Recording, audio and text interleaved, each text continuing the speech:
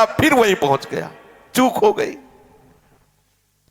अब उस समय उसको जितने उसने पाप किए, भोग भोगे, वो सब एक साथ आकर्षित करते, ध्यान रखना, आकर्षित करते हैं।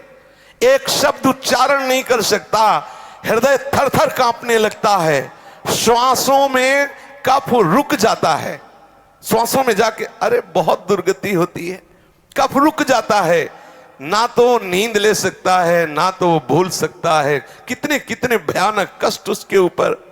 स्त्री पुत्र नौकर चाकर सब उसकी अवहेलना करने लगते। वो बोलना चाहता, सुनो हमें प्यास लगी है, वो निकल गए, पास से निकल गए।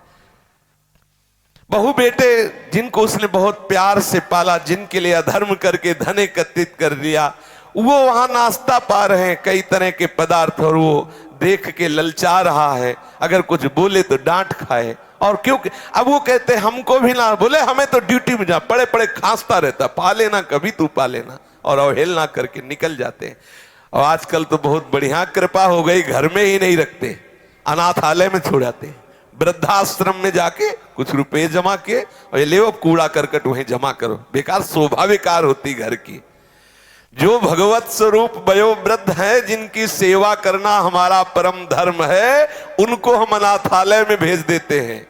हाँ, क्यों? अब हमारी सो खराब होता है ना, दरवाजे में बैठे खांसता रहता है, थूकता रहता है।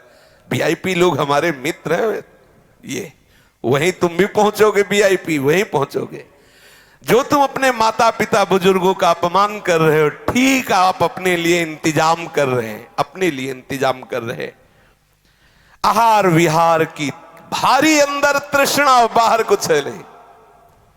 परिवार के लोग डांटते हैं, हाँ, ये जवान बच्चे बूढ़े माता पिता को ऐसे डांटते हैं जैसे कोई बहुत घृणित नौकर से बात करता है, ऐसे चुप रहे, ऐसे डांट देते हैं।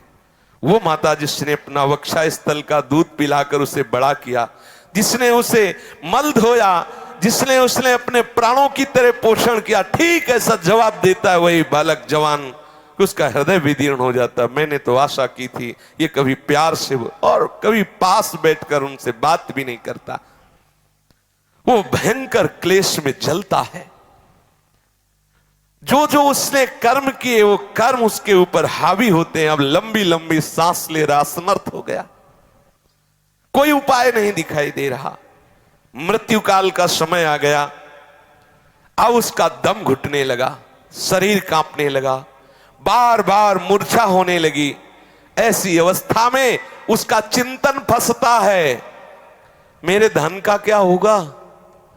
ये सब वो भोगेंगे जिनके लिए मैंने सब कमाया, वही मुझे गाली दे रहे हैं। ये धन भोगेंगे, मेरा धन भोगेंगे। वो चिंतन कर रहा पड़े पड़े, मेरे पीछे ये मेरी स्त्री कैसे रहेगी, क्योंकि इसने जीवन भर हमें प्यार किया, अब वो भी वृद्ध है, इसकी पता नहीं बच्चे देख रेख करेंगे कि नहीं करेंगे। ये नौकर लोग पता नहीं हमारे परिवार का ख्याल करेंगे कि नहीं करेंगे। बड़ा बस यही चिंतन। एक ऐसे ही चिंतन की मरे तो कुत्ता बने आकर के, और अपने दरवाजे में छोटे पिल्ला बने, जब पत्नी को देखते कू कू करके पत्नी लात मारती है वो, अब वो फिर उसकी तरफ तो लड़कों को बुलाती, ये दुष्ट डंडे मार को को करके भागता, ना रोटी मिलती है, वो घर की तरफ भागता, क्योंकि उसको ये था मेरा ही घर है ना।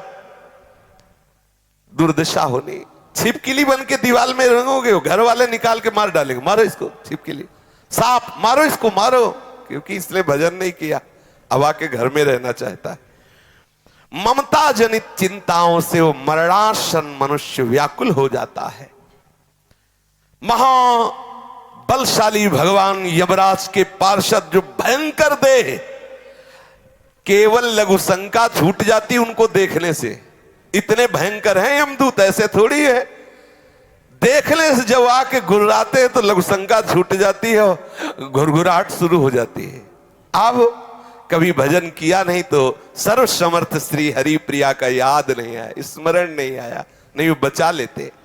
आंखें उलट गईं, तालू कंठ ओठ सूख गए, भीषण यंत्रणा, बार बार हाथ पैर पटकता है, कंठ रुक जाता है, श्वास की गति रुक गई, गले में कफ आके अटक गया और यमराज के दूध पिटाई शुरू किया, निकल बाहर इस घर से, मिला था ये शरीर तेरे को भजन करने के लिए, अपराध के अब चल, तुझे हम दिखाते हैं उसका परिणाम क्या होता है। अब वो बड़ा व्याकुल, यम किंकरों की मार से व्याकुल होकर प्राण निकलते हैं, ऐसे नहीं निकलते। मृत्यु के समय अपार कष्ट सहता हुआ वो प्राण त्यागता है।